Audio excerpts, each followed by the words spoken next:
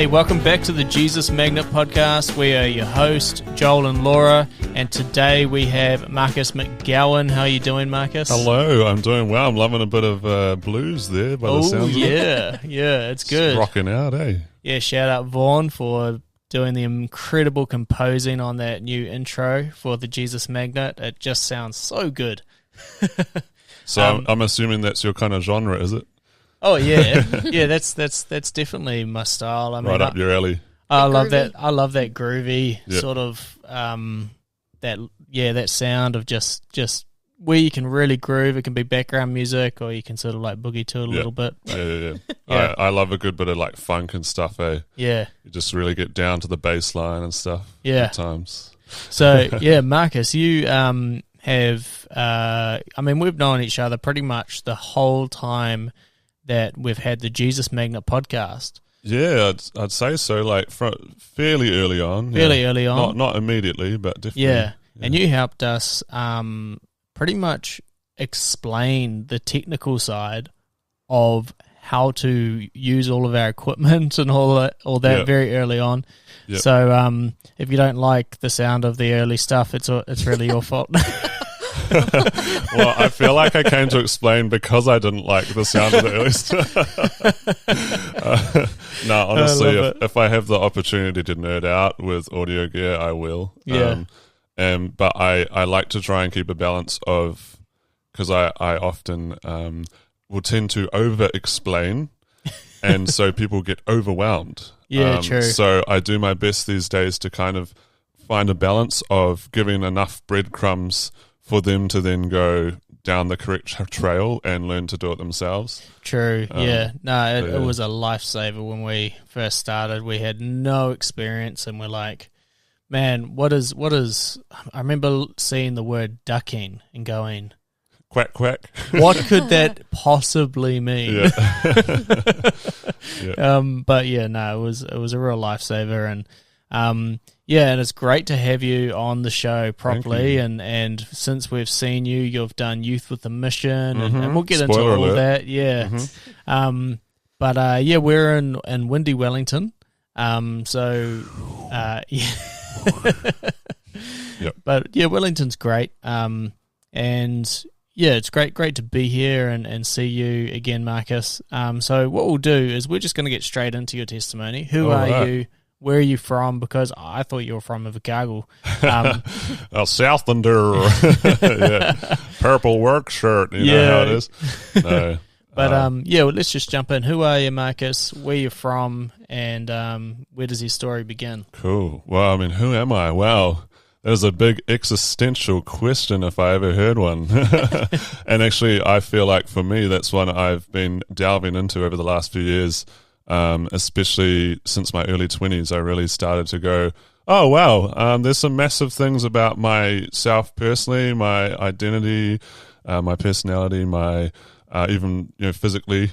I suppose if you want to go really into it, the te whare tapawha, like your hauora, the four walls, the social, the physical, the spiritual, and the mental.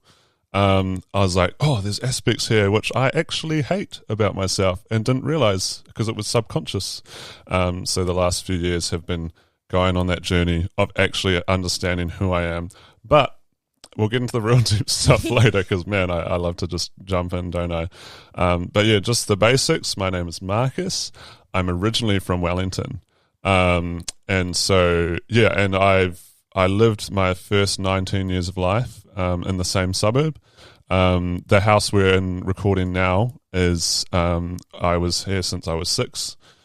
So, yeah, it's a very comfortable spot. This is my little nook in the world. This is my home.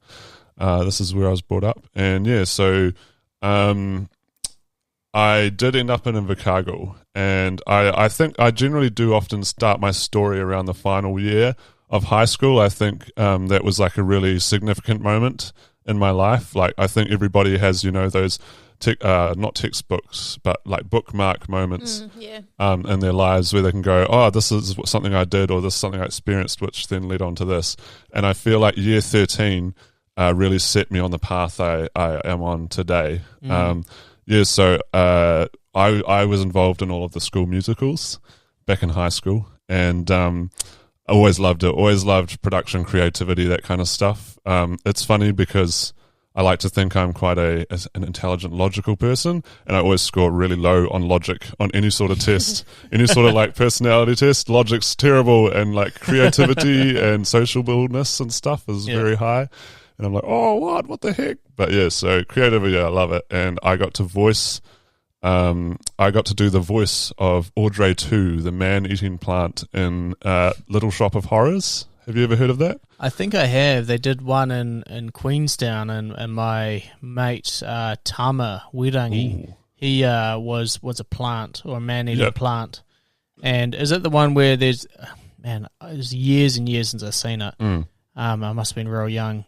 And he had this deep, booming voice, and I guess that's why you were... Yeah, it's something along those lines. My voice had dropped a few years beforehand, and everyone was like, whoa, what the heck? So, the classic line from that series... So feed me? Feed me Seymour. Yeah, that one. And then you get to do the maniacal laugh, like good fun. All my mates used to laugh at me because I would be backstage on a microphone, and my other mate would be operating this big hand crank puppet, and I would be pulling the stupidest faces while doing the voice, because people don't realize voice acting is a very physical art form. Yes. You move your entire body, you scrunch up your face, you pull silly expressions to get like the emotion through your voice, because you really do have to over accentuate everything to make it come through in your voice, right? True. Like if you hold, like right now I'm holding my cheekbones really high and kind of like a really crazy smile, but to some extent it might make me sound a bit happier, and then I'm got my mouth down low and I sound a bit sad. So anyway, it's whatever. I love going on tangents. Okay, let's reel you back. Yeah. My sister's literally calls herself the tangent queen, so I must be the tangent prince or something.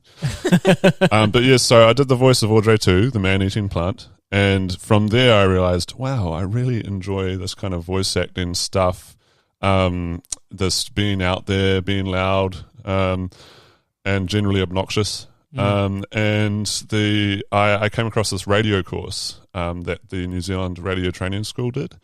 And that was in Wellington, so nice and easy, just a bus ride into town, and there I was, and that was a year diploma. And there I learned lots of valuable skills. I learned to get over the fear of hearing my own voice on a recording. I think a lot of people don't like that.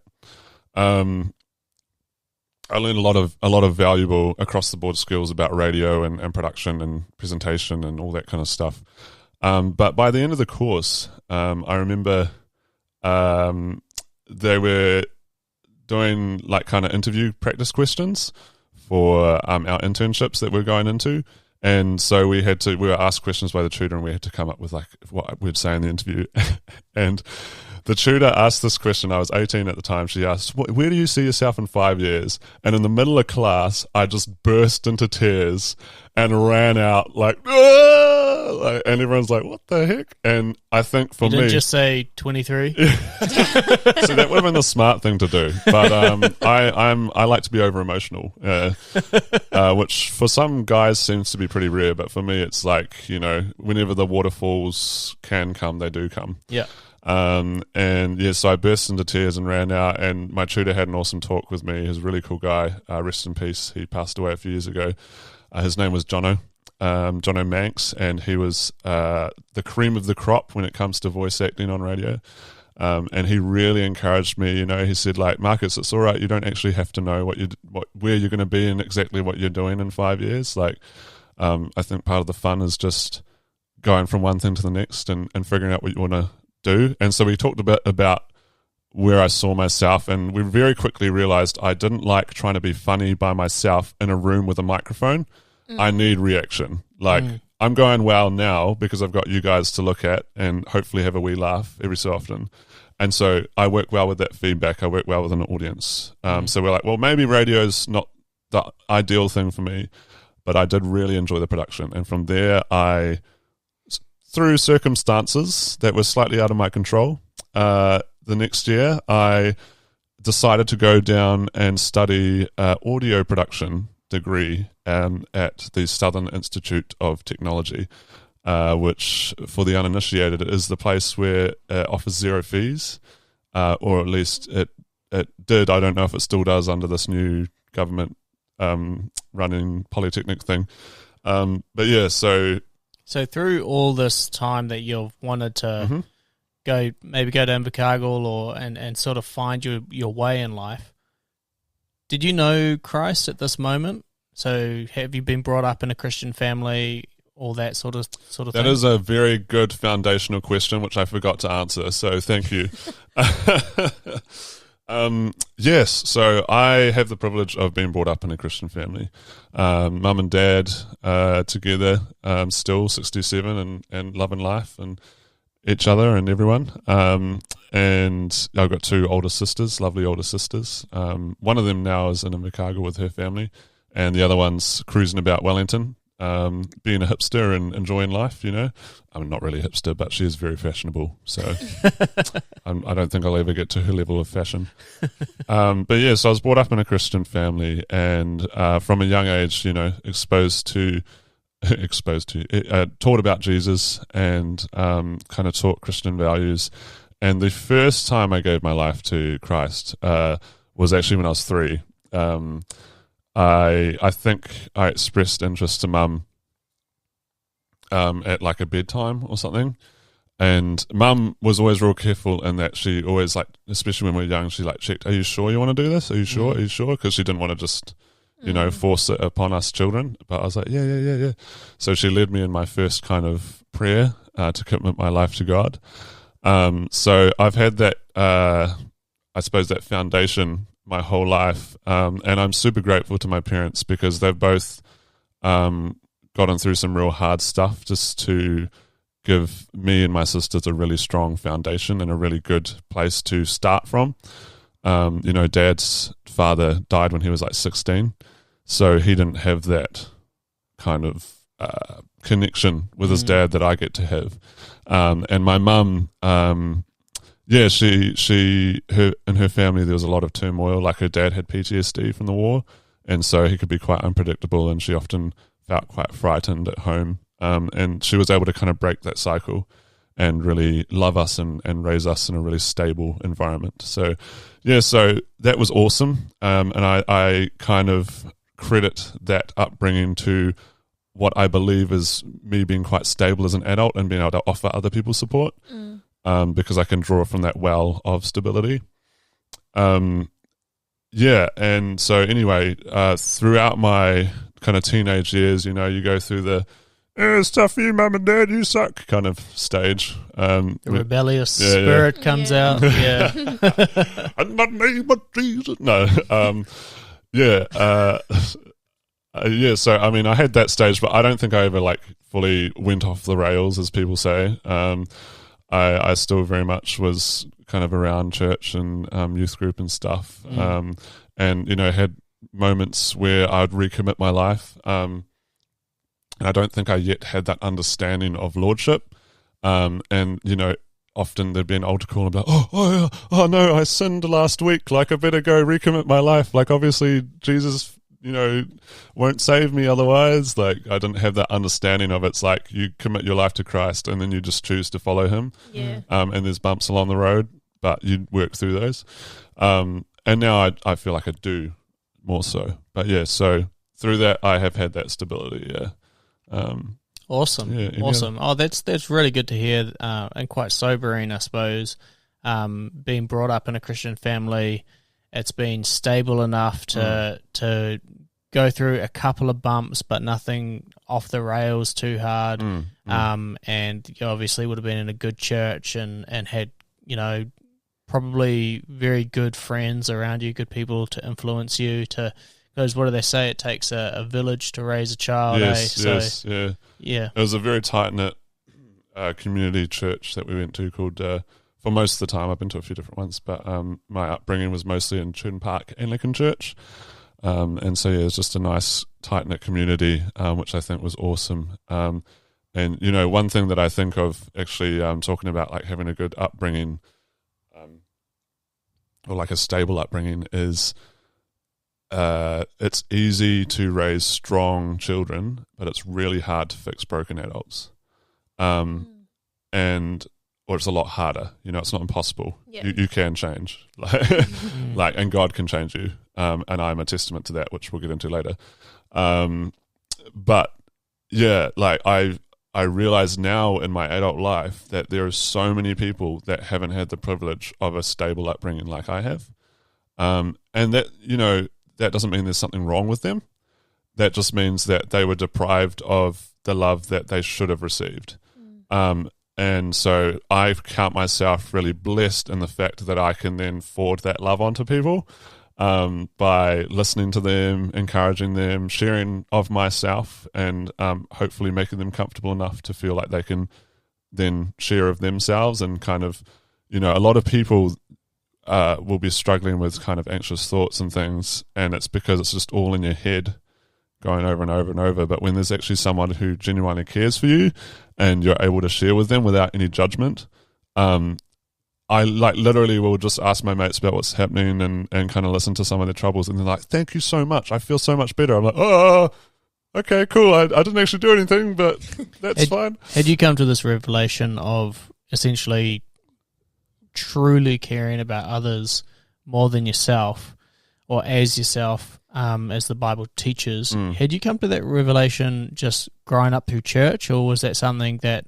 maybe your father or your mother taught you? Or I think I kind of learned it by osmosis, like intuitively picked up on it, because my parents have always been very accommodating to others. Like, we've always hosted people at our house. Mum taught us from an early age, like, someone comes in, you offer them coffee, tea, muffins. I hope you guys enjoyed the muffins. And just look after them, and make sure people's needs are taken care of. And like, that goes really well with kind of pastoral care and ministry, because if somebody's basic needs aren't taken care of, then you can't minister to their heart. You can't minister to their spirit. If somebody's like sitting on an empty stomach starving, like, how do you expect to connect with them when they're like, I'm hungry, I'm hungry, I'm hungry, I'm hungry, I'm hungry? There's something something powerful about the fishes and loaves story in the Bible. I think Sitting Jesus down, was onto that. Breaking bread, like having fellowship, honestly. Fish and chips. Yeah, chips and fips. Yep. Love it. So good. Yeah.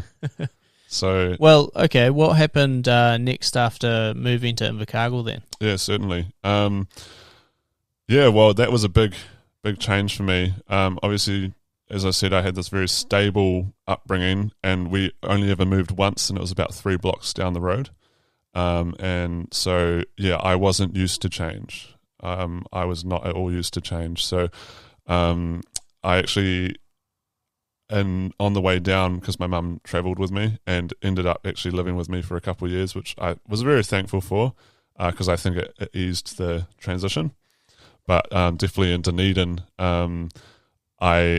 I think everything hit me, because it was within 3 weeks that I contacted these people about the course, and then that I moved down.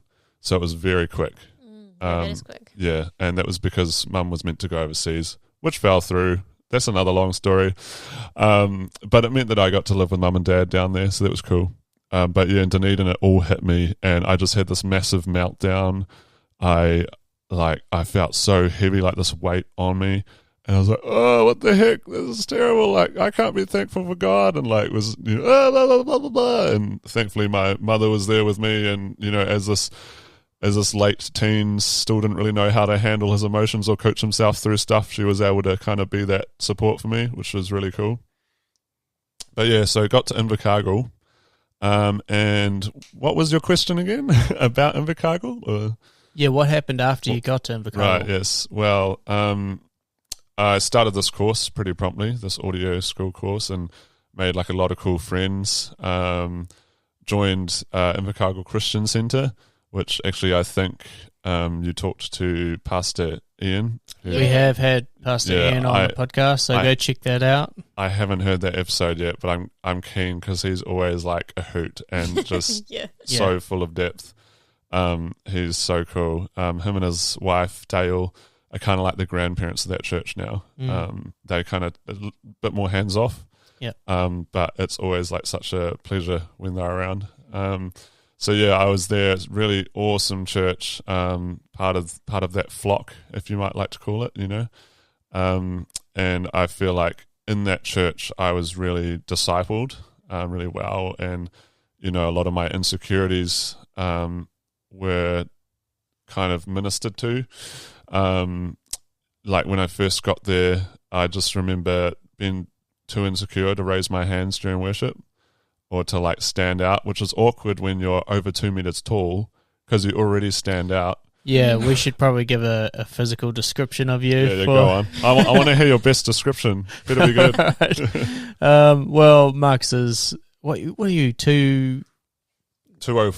204. Or 6'8". So he's Wow. 6'8". Yes. Oh my gosh. So, you're a whole foot taller than me. Yeah, it's good times when you smash your head on doorways, Like, I'm surprised I don't have brain damage yet, It's crazy.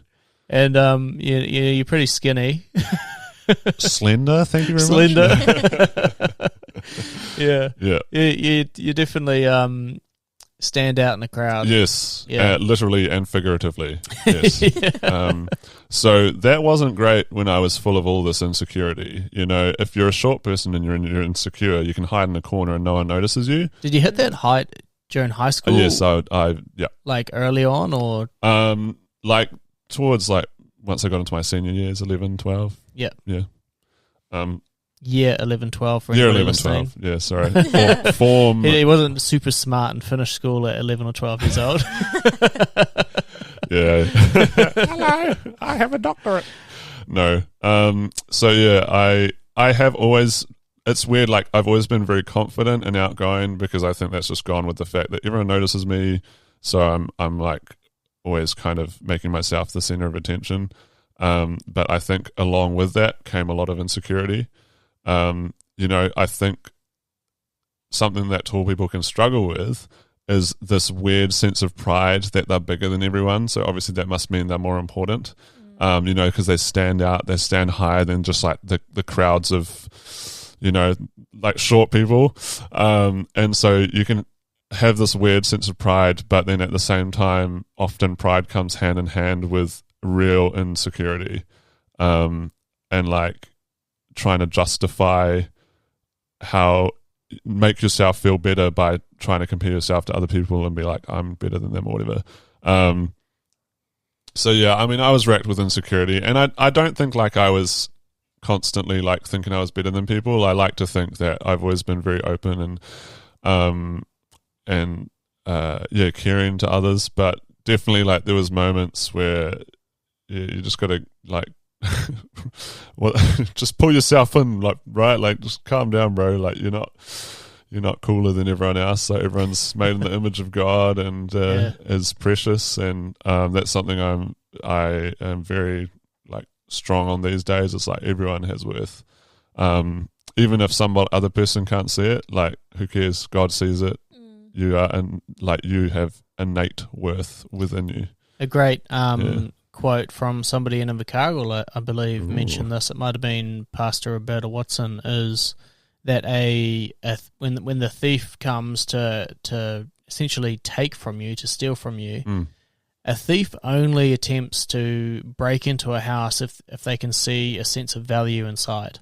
So a lot of people, I don't know if you're listening to this now, but you feel that the thief has come to try and rob you, and that you have no worth. It's actually the total opposite. There's tremendous worth. That is why the thief has come. And to understand that, that's because I'm made in the image of God. That's because I'm a son or a daughter of the Most High. And that is essentially so much value stored up, infinite value stored up. And if you feel tormented by anything trying to destroy your life, almost take it on as a challenge. Be like, okay, well, I must be getting the devil's attention, getting the thief's attention because I'm so valuable. And not to shy away from it, but to press into God, to equip yourself, to know that you're valuable and the reason you're valuable. And that almost puts up your defenses automatically. I don't know why I went onto that tangent just then. But it was good. It was a good tangent. Yeah. So, all right. Well, so you're in the it's called ICC, is that right? Yeah, International Cricket Council. Yep. I mean, sorry, Invercargill City Council, Christian Centre. Yes, that's the one. True. Yeah, Invercargill Christian Centre. Yeah. So that obviously helped you disciple yourself through essentially who you're hanging out with, because you are who you hang out with, more or less.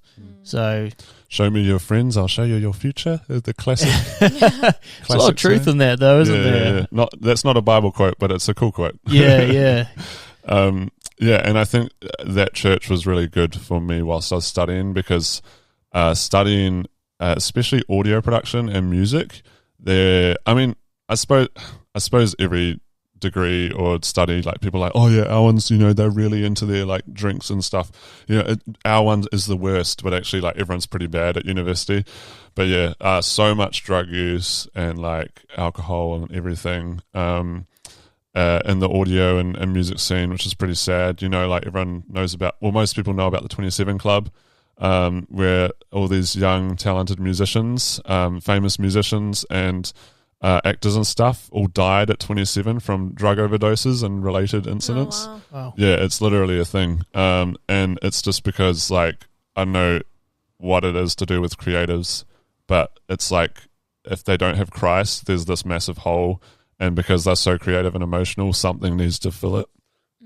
Excuse me. And often in that time, it can be drugs and alcohol. But so were you able to be a bit of a light in your course? I think so to some extent. I did have moments where, I made some poor choices, but I think God was really gracious to me in that circumstantially I didn't have much of an opportunity to make mistakes, because when I first moved to Invercargill, me and my mates from church really liked Macca's. And I spent most of my savings on Macca's. And then suddenly I was like, oh no, I have no money. And so I was frantically searching for a job a few months after moving, and got one at Countdown doing night shifts on Friday and Saturday nights, which just so happened to be the main party nights. So I did that job for 2.5 years while studying, and just didn't have the opportunity to go to parties and stuff. Which now that I look back on it, I might have felt some FOMO or fear of missing out back then. But now I'm super grateful that I did miss out. It's like JOMO, the joy of missing out. Someone in Nelson taught me that one. Shout out to Matt from which radio station is it? I'll remember at some point. It's the community one down there. It's really cool. But so that was really cool. I did have some times where I did make it to two parties and did make some poor choices. But I think in some ways that's part of growing up to some extent, and like I didn't really understand my identity in Christ at that time. Sometimes when you experience the darkness, you see the need for the light. Yeah. So, yeah, I mean, everybody, we live in a world of darkness, and we often look at it as, in the Garden of Eden, you've got the tree of life in the center, and then you've got the tree of the knowledge of good and evil. And essentially one brings life and one brings death. Yes. And they were able to eat from any of the other trees in the garden except for the tree of the knowledge of good and evil, the one that brought death. Today, we have almost a reverse garden. So back in those days, everything brought you life except for the one tree that brings you death, so there was still a choice. Now we live in the same garden where everything brings you death except for the one tree that brings you life, which the tree of life is Jesus. So we still, like, if you're going to pick from a tree by accident, it's bound to happen. That's why we live in a fallen world, but that's why there's the tree of life. We can still choose to pick fruit from that tree, which is Jesus. And he knows our heart so well, and he's got so much grace for us. Every now and again, if you end up stumbling and picking or falling face first into an apple pie tree in the wrong tree and take a nibble, like there's so much grace there. But and it's more like often, the reason why those things aren't good is more that it hurts you. Like thank God I managed to stay away from drugs. But technically alcohol is a drug, and that one, I was a bit loose with. And, if you drink too much alcohol all the time, you become an alcoholic. Like, you become addicted to that substance. It's true. And then it can start to rule your life, and you become a prisoner to it. It's true. And so, like, there's a reason why God sets all these boundaries in place. And, something I learned with, the words like sin and iniquity and stuff. Like, everyone throws around this word sin, and, like, they don't actually know what it really means. And as far as I know, like, the general idea of the definition or translation is like sin and iniquity and stuff is falling short of the mark that God's set, or like the boundary that God's set. And because we're not perfect, we constantly fall short of the mark, don't quite meet up. And that's what, like, as you're saying, like, Jesus bridges that gap and helps us to then be transformed. And that's definitely something I want to touch on going further into a bit later, with how, like, the Lord's kind of transformed my mind, because the scriptures, I think it's in Romans 12 somewhere, says don't conform but be transformed by the don't conform to like the society or whatever, but be transformed by the renewal of your mind. And that really played a big part in terms of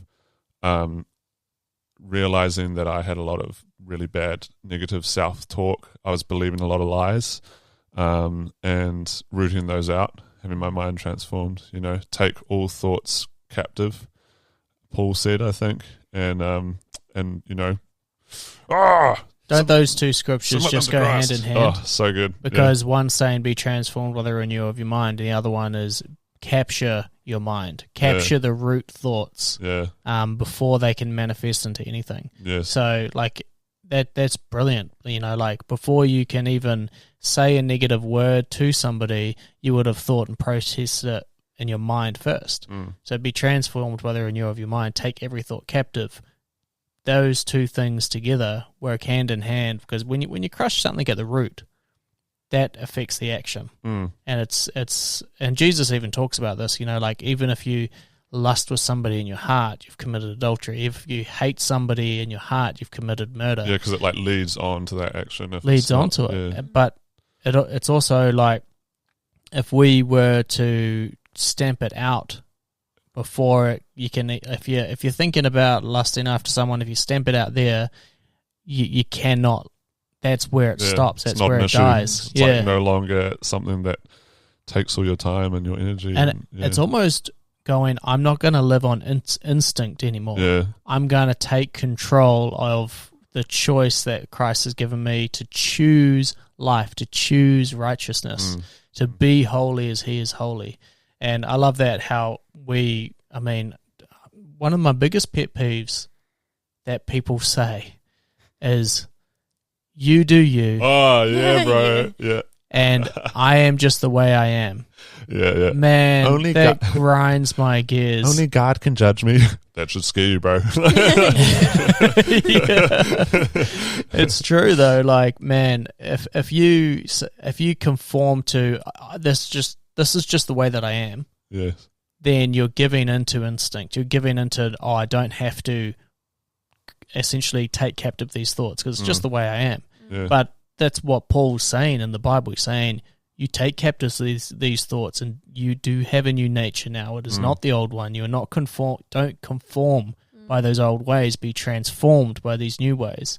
And so that really hit you through not going to the parties on Fridays and Saturday nights? Yeah, well, I think practically speaking, like, just the fact that I wasn't able to hang out with people who were like indulging too much in this stuff was really, really healthy for me. But I think in terms of like really delving into that side of like learning about how the mind works and personalities and how God's created us, and renewal of mind has been something I've been done more since I left study, and more in my kind of like mid to late 20s, because I'm 27 now. 27 now.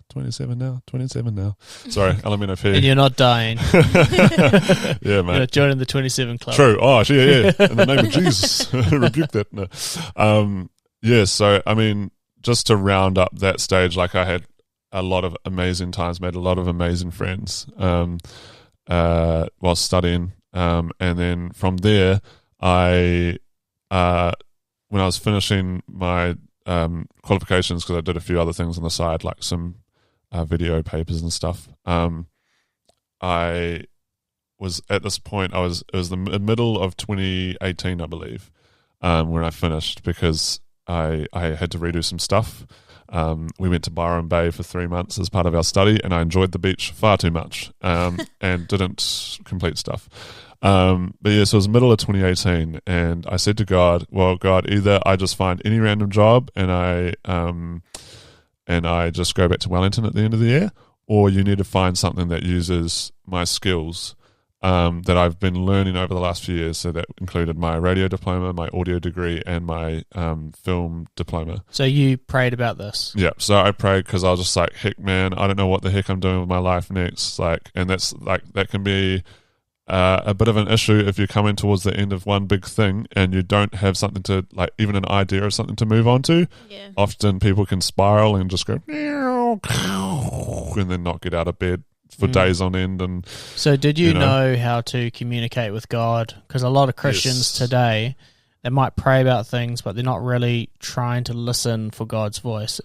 And I suppose you probably understand this more than anybody, knowing audio is when you're listening to things through audio, like you're listening for specific sounds. You're listening for the change of things and what things sound like. So hearing God's voice, would that be a similar... That is a very good question. One which I feel like I know a lot about, but also feel like I know nothing about. But I mean, I feel like there's this classic story in the Bible of Elijah in the wilderness, the prophet Elijah, and just to race through it, he runs away. He's just had this amazing, momentous things happen, and then he got scared because somebody said, "I'm going to kill you." And then he's like, "What the heck, God?" And hanging out in a cave, like, "What's going on? I'm going to get killed. Everyone's dead. Like, their life sucks. I hate myself. Blah blah blah blah blah." And then God's just like, "What the heck?" Oh no, sorry, I race forward, but a storm comes, a fire comes, an earthquake comes, and it says that God's voice wasn't in those massive things in reply, but then suddenly there was this great stillness, and he heard the voice of God. And I feel like that was very abridged just then. Please go read the actual story in the Bible. But I feel like, more recently, my understanding is it is that still quiet voice that you've got to really listen for. But also the fact that we are designed to be in communion with God. Like, that's what Adam and Eve did from the beginning. And God is actually always speaking. We just kind of fluff it away as, I don't know, dismiss the thoughts and things that appear in our minds as back chat. But it's like, no, that's God. That's God going, "Hello." You should tell that person that they're loved. And so something I've been learning more is not to filter, not to put a sieve over my head, but actually when you're asking God something, just go for the first small thought that pops in. Unless it's something completely stupid, or you're forcing stuff. But I feel like too often we filter. Too often I filter. At that time, though, I don't think I had that full understanding. But I just knew that Mum had told me in the past, she'd asked God for things or to help with things, and He helped. So you were currently praying, "Lord, if you want me in Invercargill, this is kind of what I'm going to be looking out for if this is where you want me." And that is, I've been here, this is the skill set I've developed. Yes. If you want me here, let me use what I've been developing. Yes, yeah. So, because at that point I was sick of working in supermarkets. Fair enough. I was like, God, I've studied for years. One of the most stable jobs in a pandemic, though.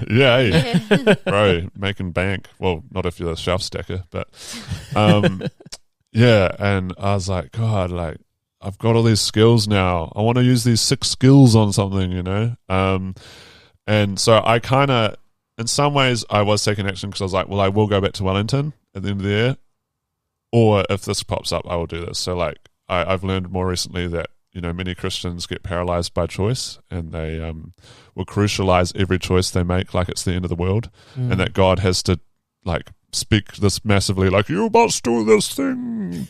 Oh, you are not a Christian. It's like, no, God actually does give us choice. We have free will. We have a mind. We can walk with Christ. Come on. Anyway, about a month to half a month, like 2 weeks later, I saw this job pop up at this radio station as an audio production engineer, the sole producer and IT guy, and it was like right up my alley. And the guy who had been in that job before me had been there for 25 years. Wow. So that obviously wouldn't come up very often, that job. Yeah. Like, it was like, what the heck? Thank you, Lord.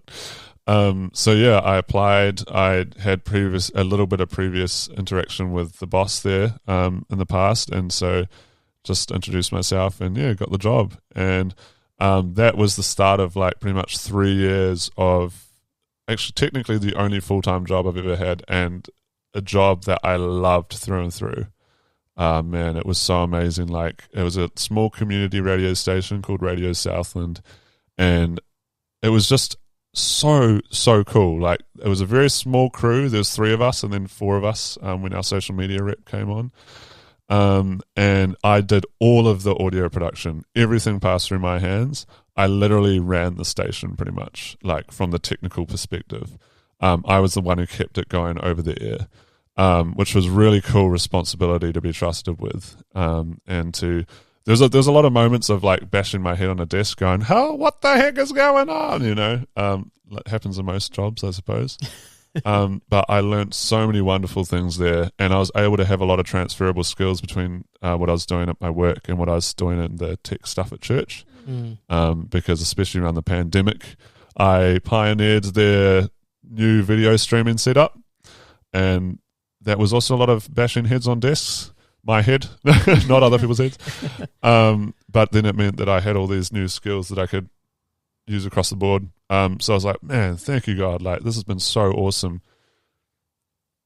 And another aspect that I really loved about that station is because it's community radio. It's made by the community, about the community, and for the community. And part of the funding initiative from the government is that you need to like apply to all different groups in your community. So it was like first language stuff. It was different ethnicities. There's like different religions. There's a lot of LGBTQI plus stuff. There was like a lot of children's, youth, like all that stuff. So what I thought was really cool is that it exposed me to like groups and communities that I wouldn't have been exposed to otherwise. It helped grow my like understanding of the variety of like the world of like people that are out there. It helped me to kind of see a bit more into views and opinions that I don't necessarily hold myself.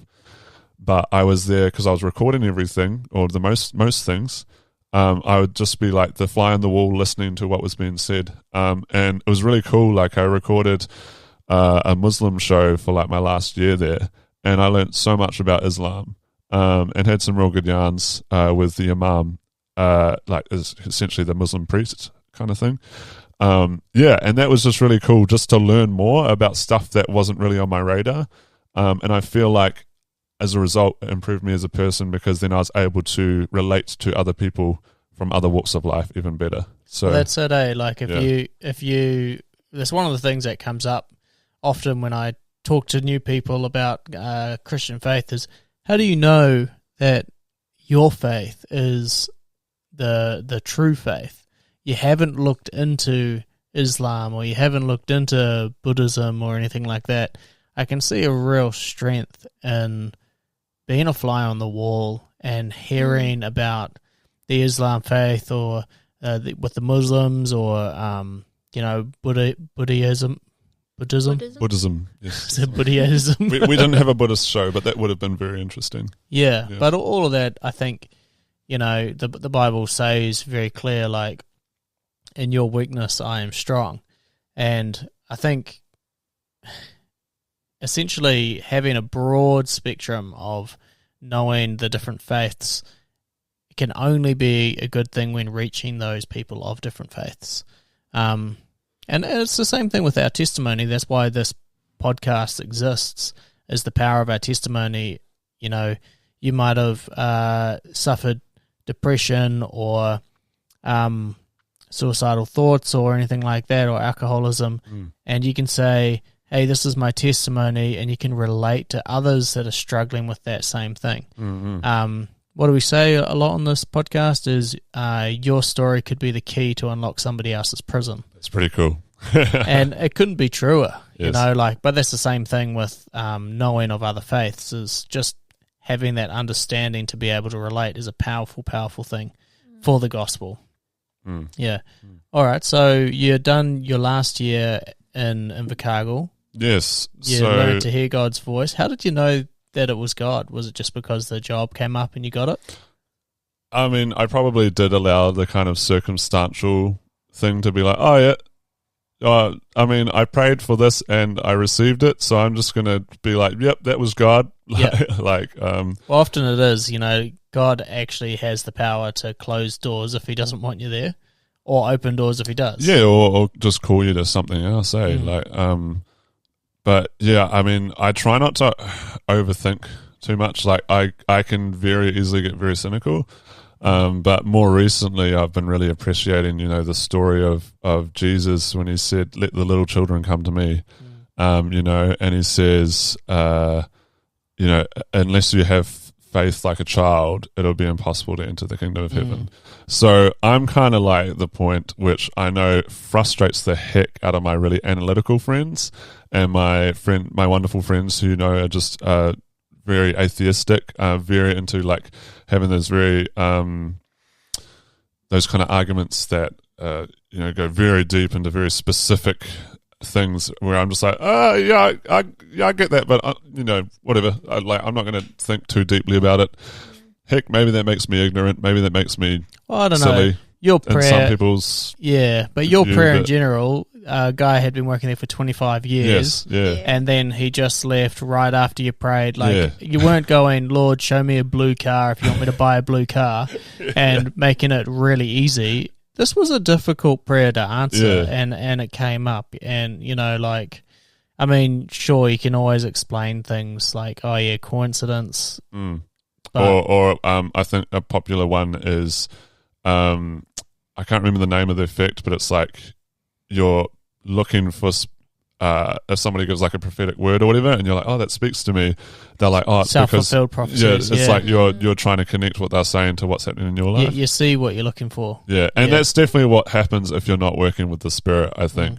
You've got to really work with the Holy Spirit, because otherwise you're just kind of making stuff up on your own. It's the same as saying the universe is telling me to do this, but except that we're putting a name to it, right? You're putting a name to it, but also you're putting it into. You can always be like a bit of a Gideon, you know. Lord, if this is you, make it clear. And then somebody might come to you and give you a word, and it's totally out of nowhere. Yes. Because God responds to the Gideons. Yes. And he put out the mat in the Bible and said, Lord, if this is you, then I'm going to put this.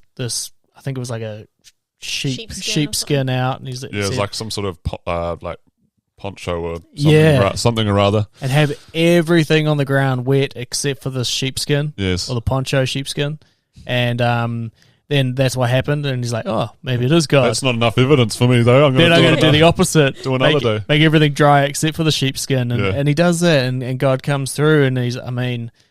You can't ask for. I mean, one thing that I like about that story in particular is Gideon wanted to know that he was hearing from the Lord, because to not be deceived as well. You know, like, there's probably a little bit of resistance to obeying what God was asking him to do, but he actually just wanted to know that he knew that it was the voice of the Lord, and he was praying for confirmation, which is what we can do. And I love how you put a true test. Lord, if you want me here, make this job, which is very niche, come available. Yes. And that's a sheepskin. Absolutely it is. And especially in where you were as well, because radio jobs, audio jobs, any audio jobs down south are few and far between. Very, and especially at one of the because there's only 12 official access radio stations across New Zealand. And the one in Southland is like one of the smallest. So like literally everything is kind of like, what? How is that possible? Thank you, Lord. Like flipping heck. Like so how awesome. Why did you end up leaving? Yes, well that's actually what I was going to move on to next, and actually I think the Gideon thing probably comes into that. Actually, I did have a very good kind of bridge, and I completely forgot how I was going to link it. Oh, sorry. So no, that's fine. That's completely fine. I was working the Gideon thing into it. It's going to be so awesome. Everybody's socks were going to be blown off. But yeah, wonderful kind of 3 years working there. That's right. God making things clear, and actually. So one thing I haven't touched on yet, which is funny because I'm normally constantly talking about it, is my love for Japan and its culture and its people. And I have had an interest in Japan since I was a child, ever since I probably watched Samurai Jack on TV. Love that show. Yeah, Samurai. Yeah. I went to Japan in 2016, and often they're like, oh, what made you want to come to Japan? Samurai. And then they gave me a T-shirt at the end of the trip that said "Samurai" on it. Yeah. And it had written that in a deep voice as well. Yeah. Like it said in brackets, deep voice. And they all signed it. It was so cool. It was really cute. But yeah, like I just find the Japanese culture really interesting. It just really captivates me. Their media is pretty cool as well. Like a lot of people are like, oh, you watch anime, eh? You got into anime and you like Japan. I'm like, not initially. It wasn't until I was a bit older that I actually discovered anime. I was actually interested before that in stories and folklore and everything. I just think it's really cool. Such a beautiful culture, but there's like this really weird dichotomy, or I don't know if that's the right word, but it's like very soft and gentle, but incredibly hard. And I think there's this book written back in the day called like the sword and the flower or something like that, where it's kind of like this major contrast in the Japanese culture of like this really beautiful soft side, but also this really like intense, like powerful, like whoa side. So anyway, it's a bit like the yin yang symbol. I suppose, I don't know what kind of spirituality you want to get into today, but yeah. So anyway, I've been interested in Japan for years. I went there 2016. It was major culture shock, most terrifying but most fun thing I'd probably done in my life. And so I was like, man, I want to get myself over to Japan at some point. And I had heard about YWAM ever since I'd moved down to Invercargill, because, and for those uninitiated, YWAM stands for Young Women After Men. I mean, Youth Without Any Money. No, hang on. It's Youth with a Mission. Youth with a Mission definitely is... the second one yeah, as well. It's fairly accurate. Although one of my mates said he hated that name because he said it like... It's a very faithless way to look at it, Anyway, I thought it was funny. Yeah. But yeah, so Youth with a Mission is like a young adults Christian mission organization. That being said, like there's old people there too. There's middle-aged people there. Like they're pretty welcoming. But yeah, it's a worldwide movement. There's bases across the world, and each base is kind of independently run. So if you have a bad story about YWAM, likelihood is I didn't experience that base. So I had a good time when I was there, which I'll get onto. But yeah, it's really cool. Like they have a real heart for connecting with cultures on like within the culture, on the cultural level, and teaching people about the love of Christ and just really getting in there and serving others. Yeah, and so I had learned about that when I first moved. So I'd always been there, like in my mind, and so I was starting to think, like, how am I going to get to Japan? And the usual route, and heck, I might end up doing it. Who knows? Is through something like JET, which is the Japanese English Teaching Program, and so that's where foreigners like me come into Japan, and we get assigned to schools, and you teach English. And it's a massive program, and that's how a lot of foreigners get into Japan, at least initially. But I don't like the sound of teaching English. Ugh. sounds boring to me. I mean, I will do it if I have to, but I was like, I'd rather do something more creative or like different. And so this whole YWAM thing had been on my mind for a while, and that kind of was like churning in the back of my mind for many years, like Japan, YWAM, I don't know. But yeah, I was looking for a sign like Gideon, trying to throw my poncho out on the backyard. That didn't work. Have you actually tried that? No, I don't have a poncho, guys. But I just remember like this one guest speaker who came to church, and he was great. He gave me a great kick up the bum because I went up to him after he'd done a lot of work in the islands in Polynesia, across Polynesia, and I was like, oh man, like was that Henrik? By any chance? I cannot remember his name for the life of me, but him and his wife, and he's got some kids, have been traveling for a while. So, but yeah, I went up to him and I was like, oh, bro, like, I'd love some prayer. And he's like, what about? And I said, oh, well, I really love Japan and I really want to go there, but like, I'm not sure if God wants me to go there, and kind of like talked a bit, and he said to me, oh, I don't need to pray to you. If like that desire's on your heart and you've had that desire for years, then obviously that's God calling you.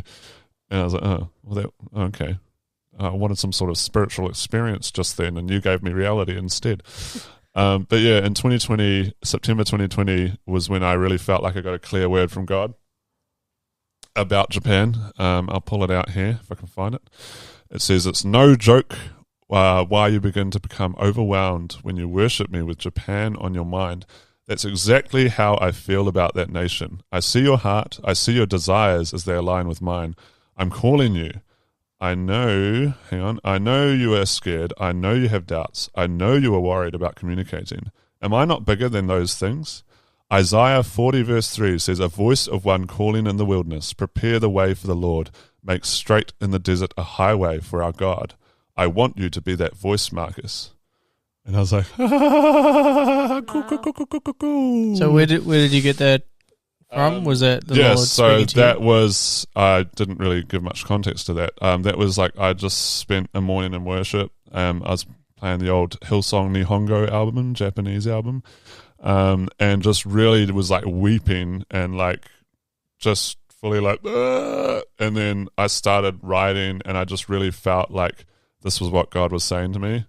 And yeah, like just felt his like presence upon me as I wrote it. And man, it just made me bawl like hard. And like now, even when I look at it, it's kind of like incredibly terrifying, but so exciting.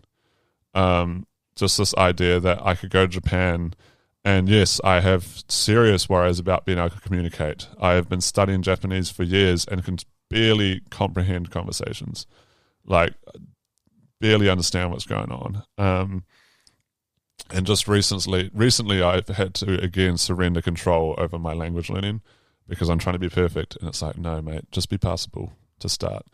And so it's like this big thing where it's like, I do not know how to communicate in Japanese apart from basics, and God's calling me to be a voice in Japan. Like what? Okay. Yeah. Well, if anybody's going to do it, God is. And one of my friends, honestly, like, let me know, by the way, if time wise, if we're we're going good. on, that's we're fine. good. Cool. One of my friends who has done YWAM in China. Don't say that too loud. China doesn't like YWAMers. But they had told me one time that following Christ and living your life for Christ is one big yes and lots of little no's. So it's like, yes, I will do it. Yes, I will go. Yes, I will follow you. And then all of these distractions come at you constantly from the side, like just constantly every single day. There's distractions, whether it be social media or other interesting opportunities that present themselves or whatever, and it's lots of little no, and one big yes, Jesus, yes, I follow you, yeah. And so I'm very much in that road now, and so yeah, whilst I was working at this radio station, I was going through this process of Japan, YWAM. Does that mean I quit? And mid last year, so I got that word in 2020, and mid last year, like 2021, I really started to feel this pressure, like it's time to go, and that's when I spent like a weekend up in Queenstown, and like met you and hung out and recorded our first fateful episode, which never made the airwaves. It was lost to the ether. Yeah. I feel bad about that. That's fine. I forgive you, bro, mostly. But yeah, I spent a weekend up there. I was doing some other stuff, but I stayed at the YWAM base for a night, and then I joined them for like a day of like just what they normally did throughout the day, and helped with a bit of work on the base because it seemed like a fun thing to do.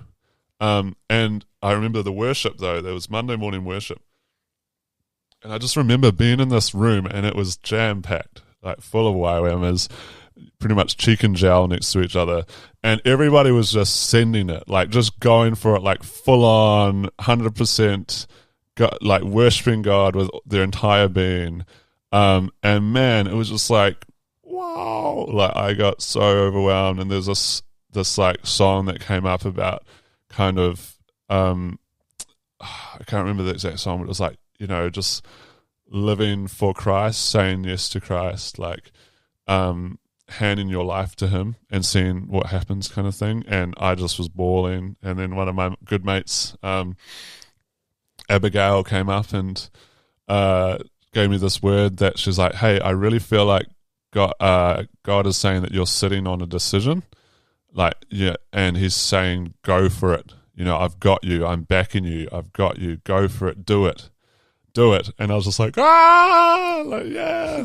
And very present on my mind was the whole YWAM thing and Japan and stuff. And so at that point I was so convinced.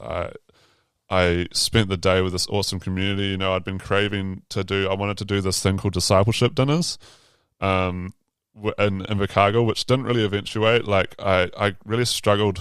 One thing I struggle with young adults and young adults groups is that people can be quite flaky these days, and not pretty non-committal. And so like anytime I tried organizing something, I'd often feel quite discouraged because people weren't really, you know, worried. Which honestly is fine. Like if somebody doesn't want to turn up to something, that's completely fine. But for me, that was the point of like, I love hosting. I've been brought up hosting people. And then if people are just not interested, it's kind of sad. Can I mention a pet peeve? I'm not going to say who this is, but you are to be convicted if you're listening to this right now.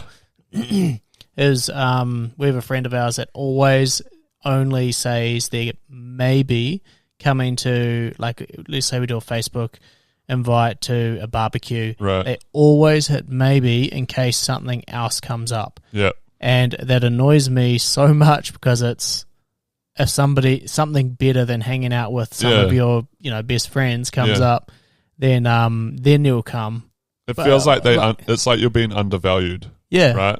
And also, if you say you want to hang out with us, that's the commitment. You know, just straight away. So let your yes be yes and your no be no. Yes. And then I was going to lead to that. Yeah, the Bible says, let your yes be yes and your no be no. So, yeah, I hear what you're saying there, eh? Yes. So anybody listening and your yes is never yes, it's always maybe, you're convicted right now.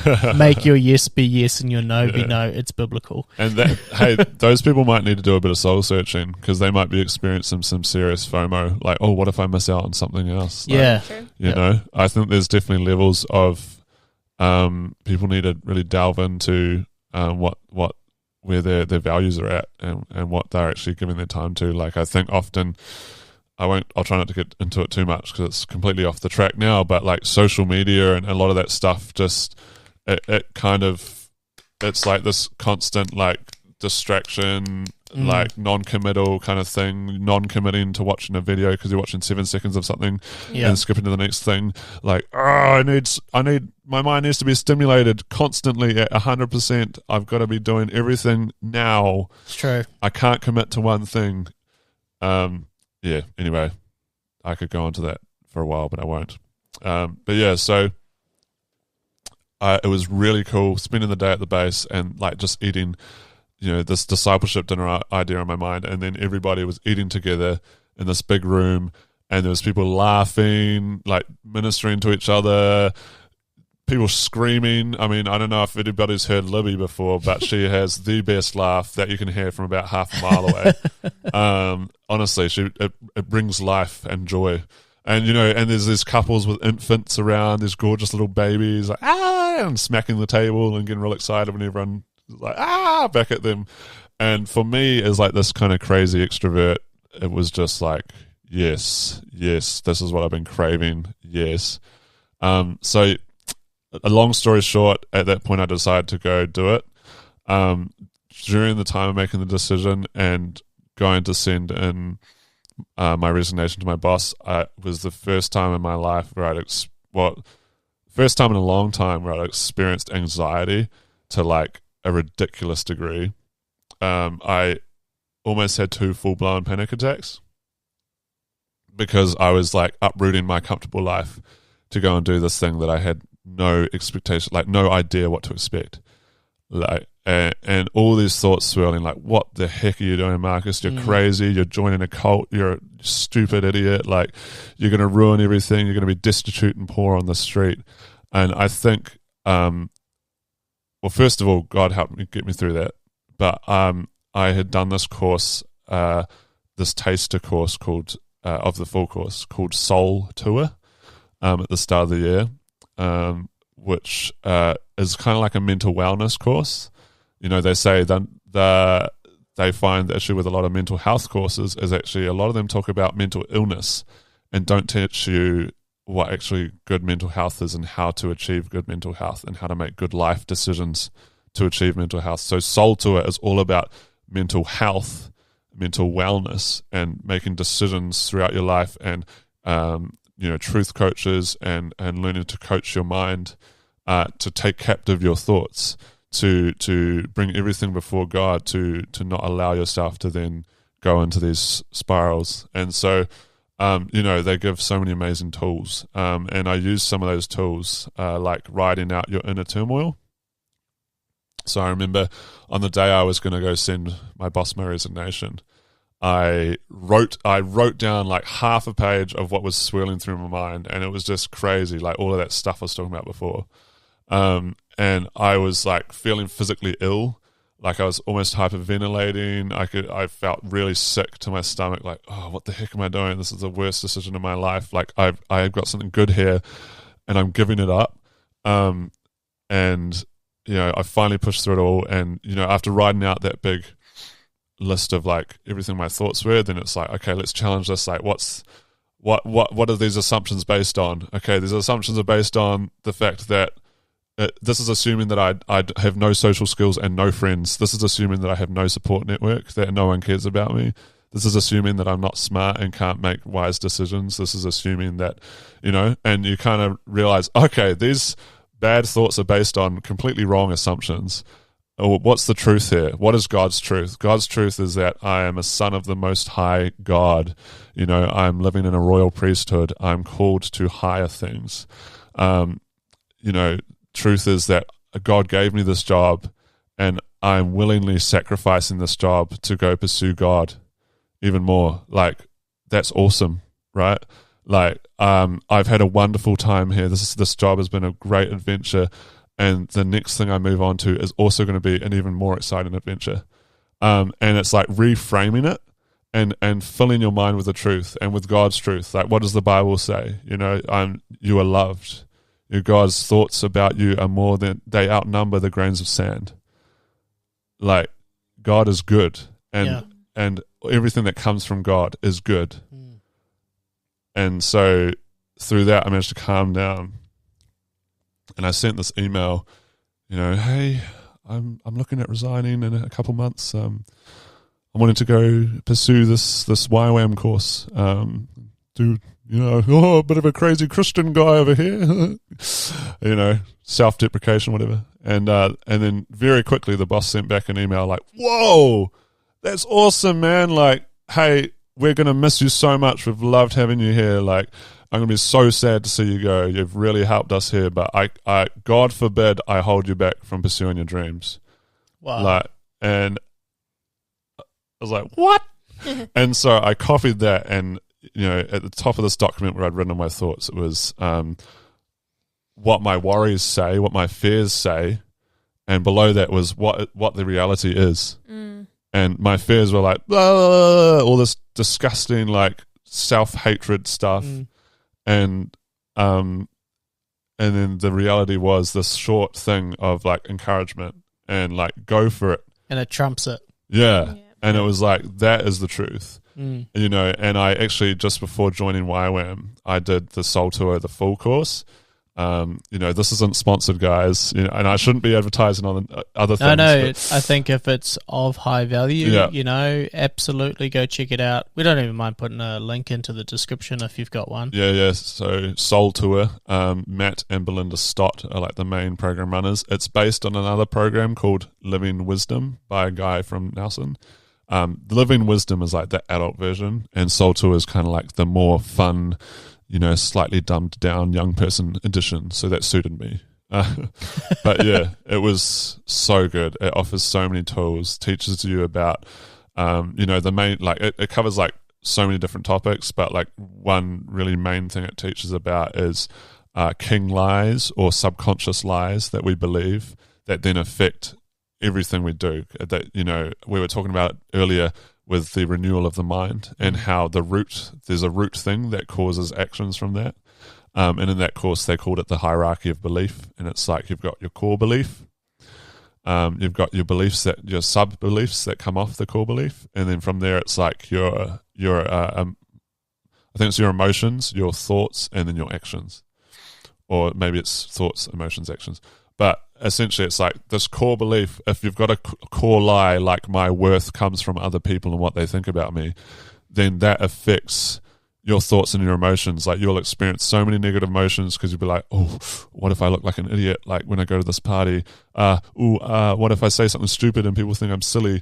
And then from that, your actions are just like, avoiding people, not going out, not enjoying yourself.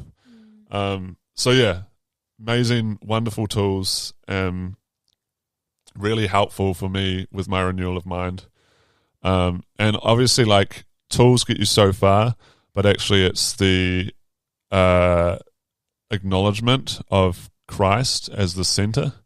It's the listening to the Holy Spirit as he guides you through this, so that you've got somebody to accompany you.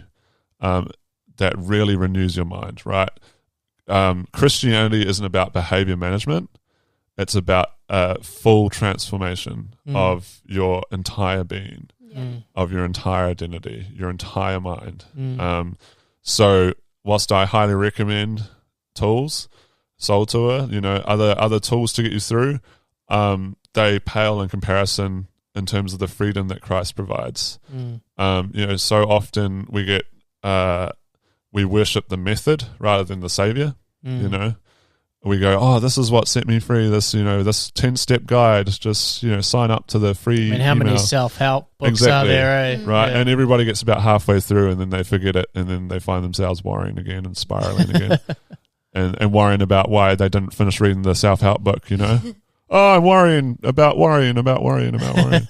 But it's like Christ is like, bam, when he was in the middle of the storm on the seas and the waters, and actually, I'm referencing the previous podcast of yours I heard where you talked about it, but he's like, bang, peace, peace, bam. And in the midst of that storm brings peace and calm, Yeah, I love that. He, in that story when he's on the, walking on the water, or I think he's, actually, no, the one that I'm talking about is when he does it twice. He does it when he's in the boat sleeping, and then he does it when he's walking on the water.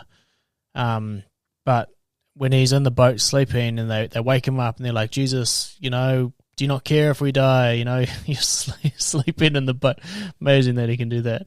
And he comes up and he doesn't speak to the waves because they're the ones that are tossing the boat around. True. He speaks to the wind and he says, wind, peace, be still. And he casts what's invisible what we can't see, which is moving the visible.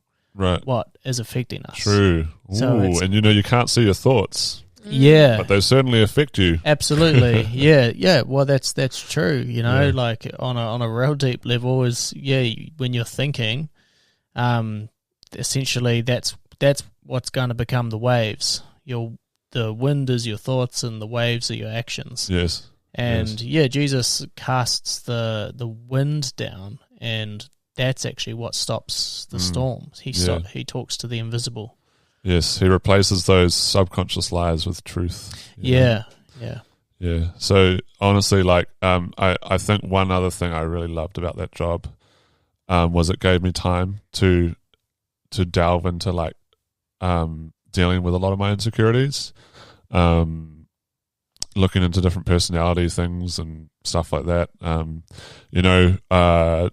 In those years, I was able to challenge my even just my physical insecurities. So, obviously, we talked about my height before.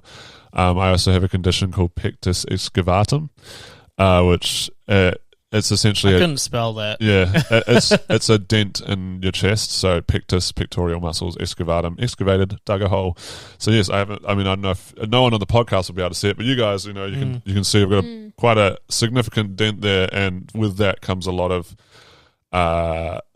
anxiety around your body image. And swimming, taking my top off, no. And now I'm very much more secure, quite happy to go swimming with my top off. But that was through a process of realizing, oh wow, in some respects I kind of hate myself, and allowing God to kind of guide me through that process and help me with certain tools, but also just help me with His love, and His discipleship and the people that He sent into my life. So anyway, moved into YWAM. That was mid last year, and it was a 5-month course. So it was a combined course with the Queenstown YWAM base and the Zion YWAM base, which is up in Maunga Toroto in Northland. And wow, that was so cool.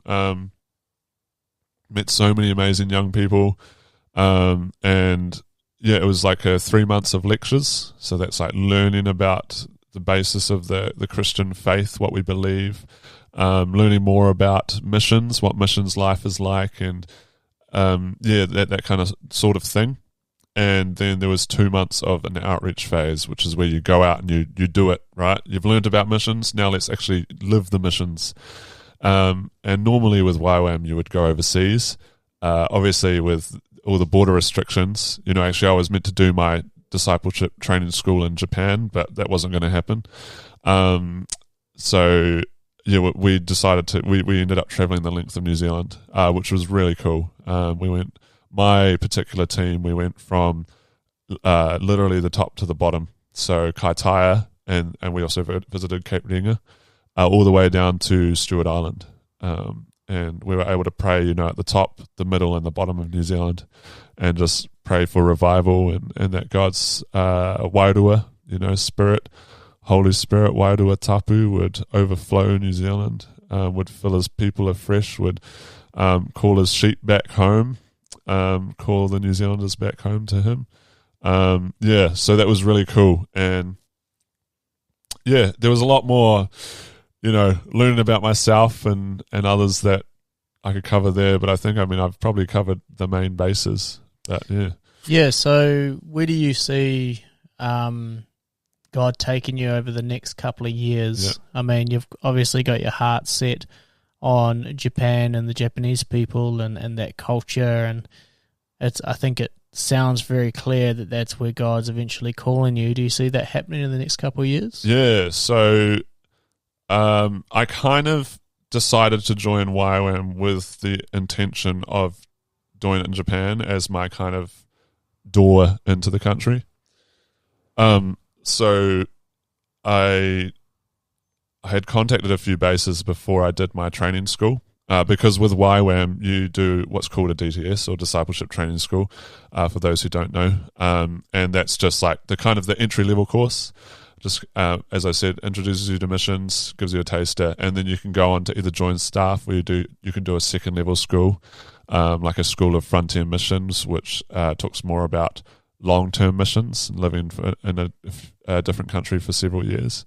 But yeah, so I did the one in New Zealand. I'd contacted a few bases in Japan, and we kind of collectively agreed, do a training school in New Zealand, and then when the borders open, come to Japan and you can join staff.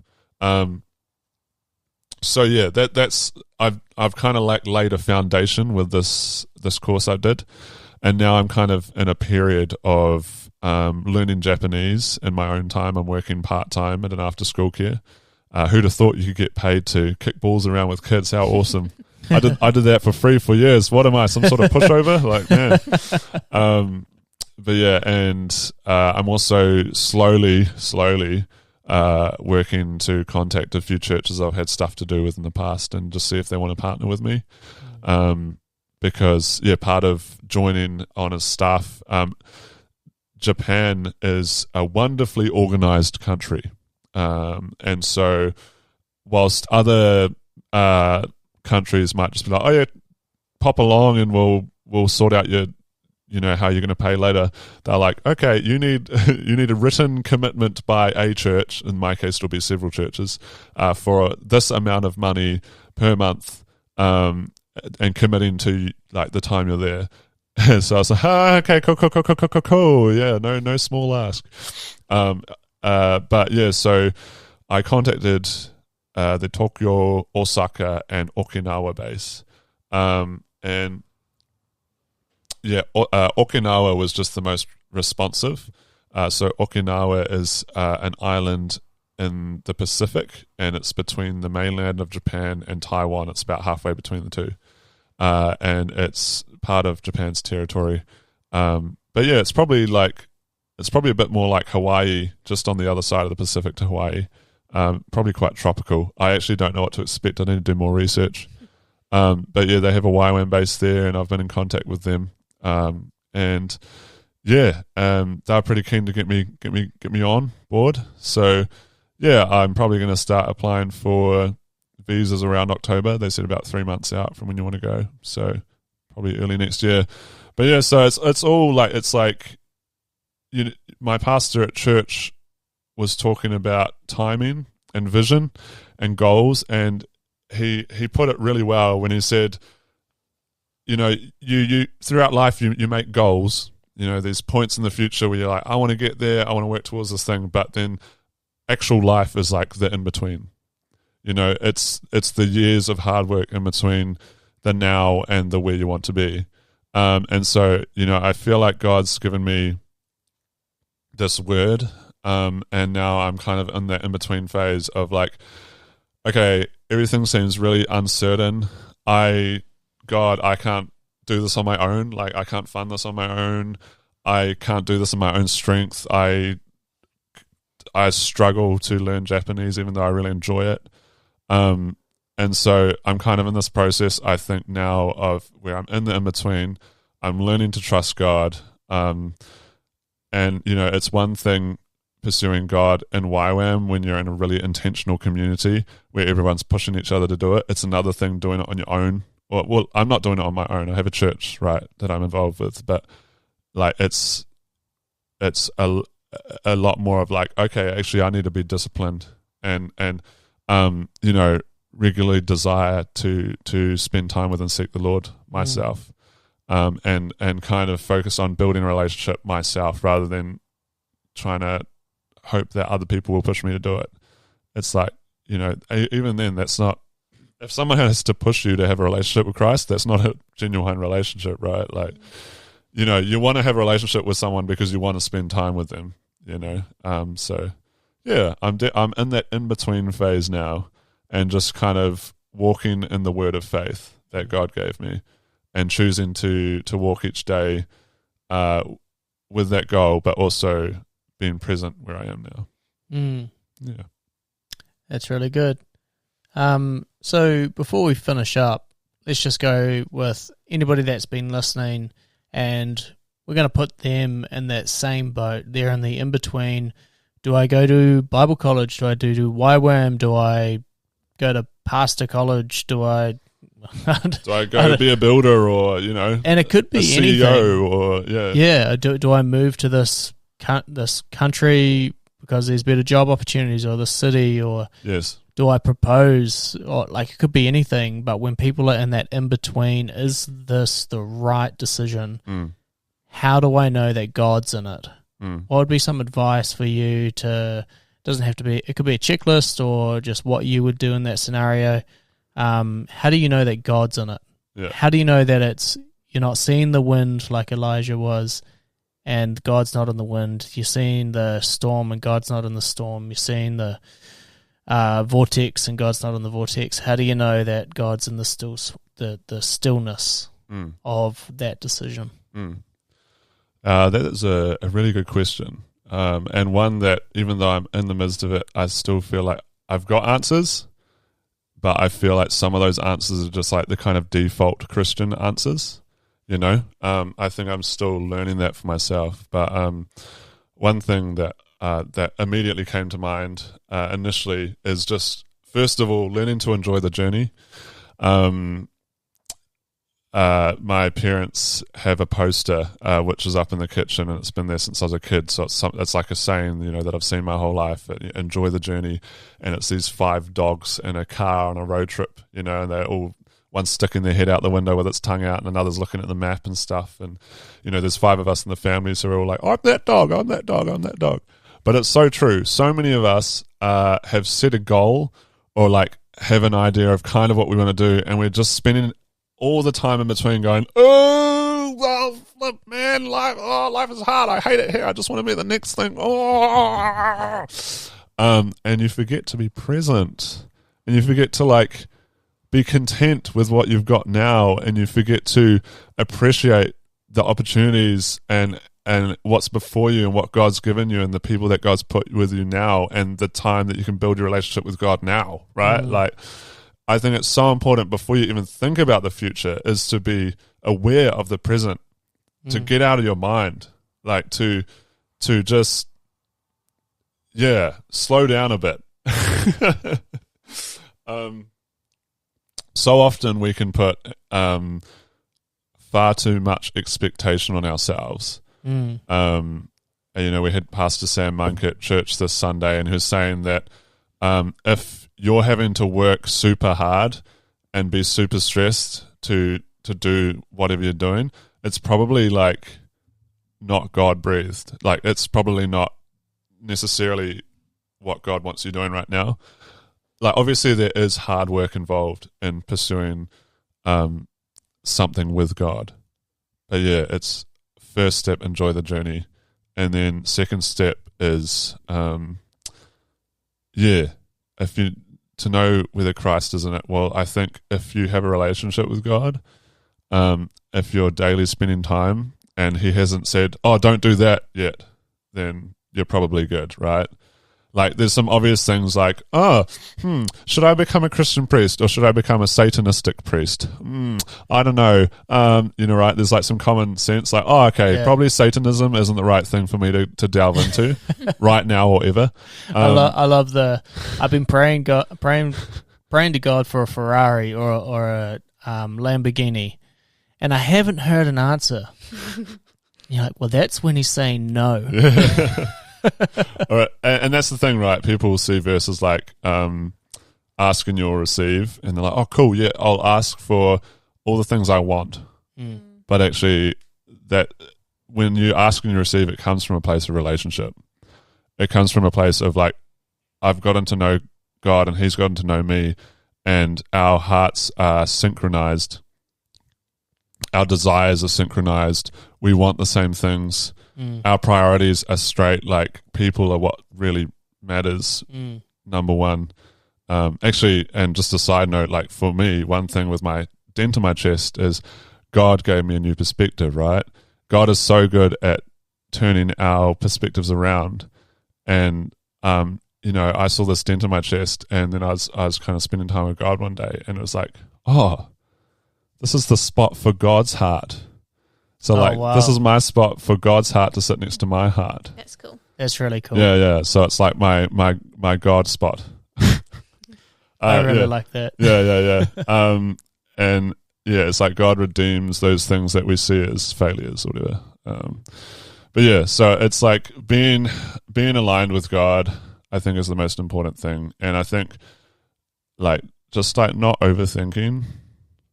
Like, heck, I don't think personally, like, I know I respect other people might have different opinions. Personally, I don't think that there's like one particular path that God has set us on. It's like a knife edge, right? And it's like, better not go and do something else. If you fall off, then your entire life is ruined. You're not a Christian anymore. You're meant to go do the job at McDonald's, not at KFC, right? Like, you've ruined everything. Like, it's the end of the world. There's this so many Christians like have not got enough assertiveness for themselves because they read verses like, you know, God has a plan and a future for you, one for good, and that's true. But often people let that verse justify them not making a choice themselves. It's true. So yeah, I'd say go for a choice, and then if God says no, don't do it. Or like if something else presents itself, like yeah. And what is it? Easier? It's easier to steer a moving ship. Yeah. You know, if there's one that's stationary, and essentially, it's always a bit tricky for God to turn you around or to direct you if you're not moving anywhere. Yeah, I think I'll finish real quickly. Sorry, I know I love talking, but one thing that really connected with me from the Soul Tour thing that really helped me to get moving on this thing I've been wanting to do for years is this kind of analogy where it's like if life is a highway, you know, if time is a highway and our lives are like we're in little cars driving down that highway, so many people are sitting parked on the side of the highway in the passenger seat of their own car, waiting for God to come and take the wheel and drive them and take them places. But actually, God has given us a life. God has given us the gift of life to be in our own driver's seat, to make decisions about where we want to go on the highway. And he's in the passenger seat playing the cool tunes with all the good snacks. And he's like, oh, actually, no, go down that exit. Go down that exit. Or, oh, yeah, no, cool, this is great. Yeah, let's do this. Yeah. Oh, look, we could go down Highway 5, 27 or 36. There's some good destinations there. And it's like we actually can make decisions. Like, just make a decision and stick with it, man. It's so good. Yeah. I had this one guy share I'll just share this little analogy that a friend of mine shared about pretty much what you're saying, but in another light. So I like to sometimes play a little bit of PlayStation, things like that. Oh, yeah, good stuff. So hopefully we can relate to any gamers that are listening to this. But in a game, you got like the main story sometimes, and there's all side missions. All little side missions. So there's always that main story, and that's, you know, that the following God, where he sort of wants you to go, where you'll the final destination where we'll end up. But then there's all the side missions that you have that choice on where you're going to go, how you're going to do it, and like God's given us a brain, and he's saying, you know, this is where I want you to go. This is the end result for you. Yeah. But we definitely got, you know, that amazing brain, where to go, how to get there. That's the choice that we've got. But we've got that compass of, Lord, where do you want me to go next? And in the same sense as when you I don't know, I like the game Skyrim. Oh, you start off as I have not finished the main campaign. I've just done side missions the whole time. Yeah. Ridiculous. But you start off as this really weak character, but as you develop your skills and like you're essentially following the main campaign or whatever, you become stronger and more capable to handle more. Yeah. And that's like what it is with following God. And your path becomes narrow as you continue to walk with Christ. Specialize a bit more. You specialize. You go, all right, I know which direction I'm going. I'm not going to waste my time with, I don't know, bartering with the merchants or whatever it is, you know. But yeah, no, I think that was an awesome testimony, Marcus. Oh, thanks, bro. Yeah. The only choice that matters is whether or not you follow Christ. Absolutely. And everything else is side missions. Yeah. I love it. Well, thank you for listening to this episode of the Jesus Magnet podcast. I hope you enjoyed it, and stay tuned for more. Thanks for listening to this episode of the Jesus Magnet podcast. If you enjoyed this, make sure that you connect with us. Find us on Facebook, on Instagram, and if you want to support us, be a member of our coffee club, Jesus Magnet Coffee Club. See you next time on the Jesus Magnet.